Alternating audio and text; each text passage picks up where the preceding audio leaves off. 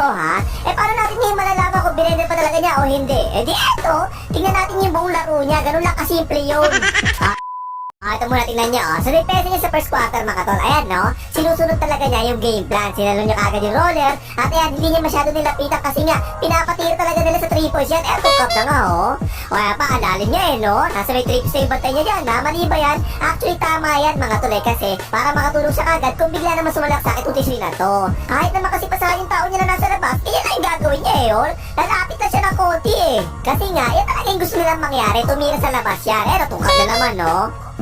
O kaya pa isa, tingnan niyo mabuti kung paano siya mag-adjust ng pwesto niya sa depensa. Nung nakita niya, ay malilibre kasi nag-drop coverage, ayun yung kamay niya kagad bakit ganyan? Kasi nga kapag pinasa nga sa pantay niya, kanina ko pa sinasabi, bano naman sa 3 push yung hayop na yun naka-4 3, bandog naman yan mga tol, first quarter pa lang yan makikita niyo talaga kagad kung gaano siya kasipag sa depensa.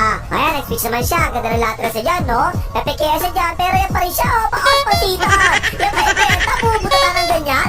O yan pa, depensa na naman, nasa ilalim siya, tingnan nyo tingnan nyo kung gaano siya ka-focus sa depensa mga tol. At yung awareness siya para sa tao niya nandun talaga At yun nakakuha na nga yung rebound. Ang dahilan mga tol kung bakit sinasabi siguro na iba, beta ang laro nito tol kasi nga, ang dami niya kasi sinablay na ganyan. Pa isa, tingnan nyo pumuste, by the way, tukap na nga.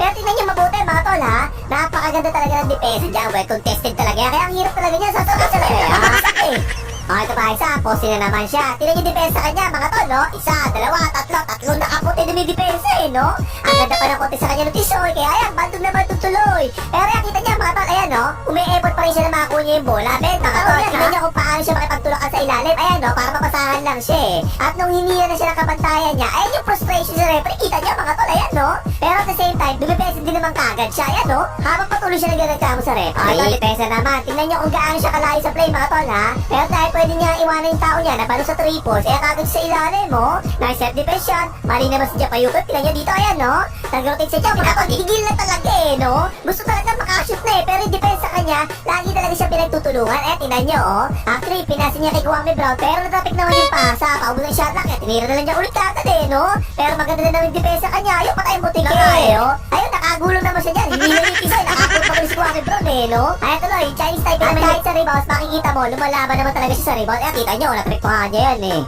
Hindi naman niya palagi nakakuha yung rebound, pero makikita mo talaga, umi-effort naman talaga para maka-rebound. Pa isa, tingnan niyo O yan pa, depensa naman. Tingnan niyo, health defense dyan mga tol At tapos, pagka-close sana siya doon sa nasa labas, pero bigla na siya bumalik kasi ititira na At siya pa kayo nakakuha ng rebound dyan wala akong nakita pagbabago kahit yung role niya, ginagawa talaga niya. Tingnan niyo iniwan niya ulit yung tao niya. At siya pa kayo nag-contest kay Afro, kumalog na nga yan At tapos sa overtime mga tol, yung depensa niya, tingnan niya ganun pa rin, ang ganda ng contest niya dyan Afro for 3, tukad na nga.